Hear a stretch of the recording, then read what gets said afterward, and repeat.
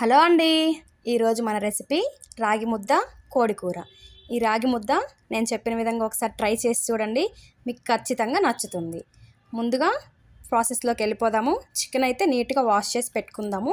అలాగే మసాలాకి ధనియాలు, చెక్క, లవంగం, అలాగే వెల్లుల్లి, కొబ్బరి, అల్లం, అలాగే టమాటోలు, ఉల్లిపాయ. ముందుగా స్టవ్ పైన కడాయి అయితే పెట్టేసి చెక్క, లవంగం అయితే అందులో వేసి లైట్గా వేయించుకుందాము. మీడియం ఫ్లేమ్లో పెట్టేసి లైట్గా అయితే వేయించుకోవాలి. ఇలా లైట్గా వేగిన తర్వాత ధనియాలు అయితే అందులో మిక్స్ చేసి వేయించాలి. ఇలా లైట్గా అయితే వేయించుకోవాలి. వేయించుకున్న వాటిని ఇప్పుడు మిక్సీ గిన్నెలోకి తీసుకుందాము.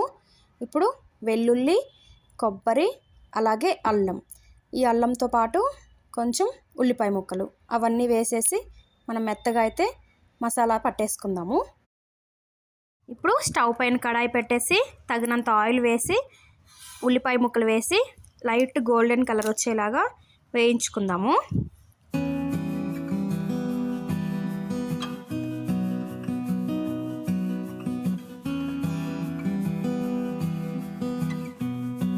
ఈ విధంగా వేయించిన తర్వాత మనం కట్ చేసి పెట్టుకున్న టమాటోలు అందులో వేసి వేయించుకోవాలి.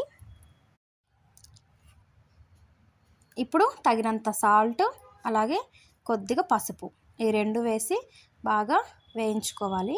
ఈ టమాటాలు అనేటివి బాగా మెత్తగా గుజ్జు గుజ్జుగా అనేది అయిపోవాలి. అలాగే మనం గరిటె తీసుకొని కలబెడుతూ ఉంటే ఒక 5 నుంచి 10 నిమిషాల లోపు గుజ్జు గుజ్జుగా రెడీ అయిపోతుంది. ఇప్పుడు తగినంత కారం అయితే వేసుకోవాలి.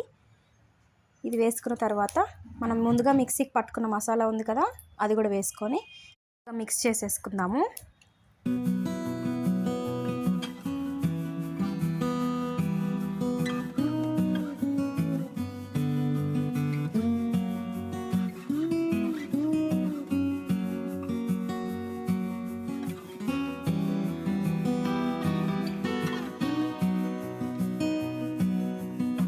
ఇలా మసాలా మొత్తం మిక్స్ అయిన తర్వాత చికెన్ అయితే అందులో వేసి ఒక 10 నుంచి 15 నిమిషాల వరకు అయితే వేయించుకోవాలి. ఇలా వేయించడం వల్ల మనకి మసాలా మొత్తం ముక్కకు అనేది బాగా పడుతుంది. అప్పుడే మనకి పీస్ తింటుంటే ఉప్పు, కారం అనేటివి బాగా అర్థమవుతాయి. ఇలా ఒక 10 నిమిషాలు అయితే మూత పెట్టేద్దాము. ఇలా 10 నిమిషాల తర్వాత మనం ఒకసారి మళ్ళీ వేయించుకుందాము.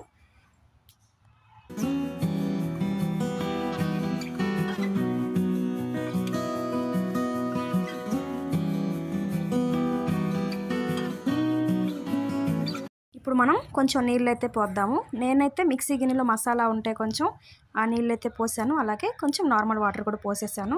మీకు ఎన్ని నీళ్ళు కావాలో అన్నైతే పోసేసి స్టవ్ మీడియం ఫ్లేమ్లో ఉంచేసి మూత పెట్టేసి అలాగే ఉడకనివ్వండి. ఇప్పుడు మనం రాగి ముద్దకైతే రెడీ చేసుకుందాము. ఇప్పుడు మనము ఒక కప్పుతో రాగి పిండి అయితే తీసి పక్కన పెట్టేద్దాము.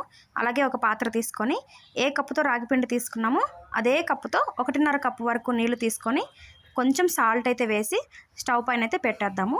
ఇప్పుడు మనం తీసి పెట్టుకున్న రాగి పిండి ఉంది కదా, అందులో 1 కప్పు వరకు నీళ్లు తీసుకొని ఆ రాగి పిండిలో పోసి బాగా మిక్స్ చేసుకోవాలి.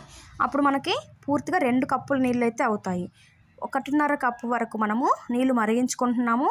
సగం కప్పు వరకు పిండిలో పోసి బాగా మిక్స్ చేస్తున్నాము. చూడండి, ఇదే విధంగా చేసుకోవాలి. ఇలా మిక్స్ చేసుకోవడం వల్ల మనకి రాగి ముద్ద అనేది బాగా స్మూత్గా వస్తుంది. ఇప్పుడు మన నీళ్ళు కూడా మరిగిపోయాయి.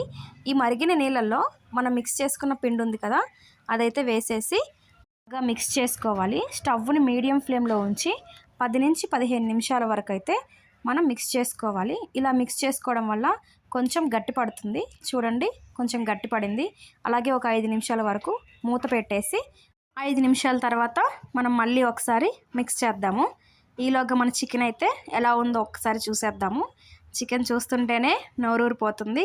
ఈ రాగి ముద్దలోకి చికెన్ అయితే చాలా టేస్టీగా ఉంటుంది. మన చికెన్ కూడా కొంచెం ఉడికినట్లుగానే ఉంది. మన రాగి ముద్ద కూడా రెడీ అయిపోయింది. ఈ విధంగా ఉంటే స్టవ్ ఆఫ్ చేయండి. మరీ ఎక్కువ గట్టి పడిపోతే ఇది చల్లారిన తర్వాత ఇంకా ఎక్కువ గట్టి పడిపోతుంది. మనం ఈ రాగి ముద్దనైతే తీసి పక్కన పెట్టేసి చికెన్ అయితే ఉడికిందో లేదో ఒకసారి చూసేద్దాము. మన చికెన్ అయితే దగ్గరగా ఉడికిపోయినట్లుగానే ఉంది.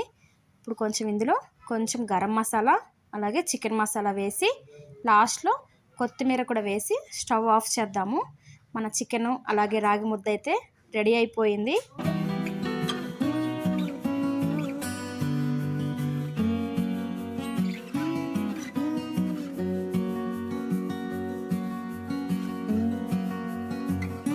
ఈ కోడి కూరలోకి నేను చెప్పిన విధంగా మీరు రాగి ముద్ద అయితే ట్రై చేసి చూడండి. మీకైతే ఖచ్చితంగా నచ్చుతుంది. మీకు ఈ వీడియో నచ్చినట్లయితే సబ్స్క్రైబ్ చేయండి, అలాగే లైక్ చేయండి.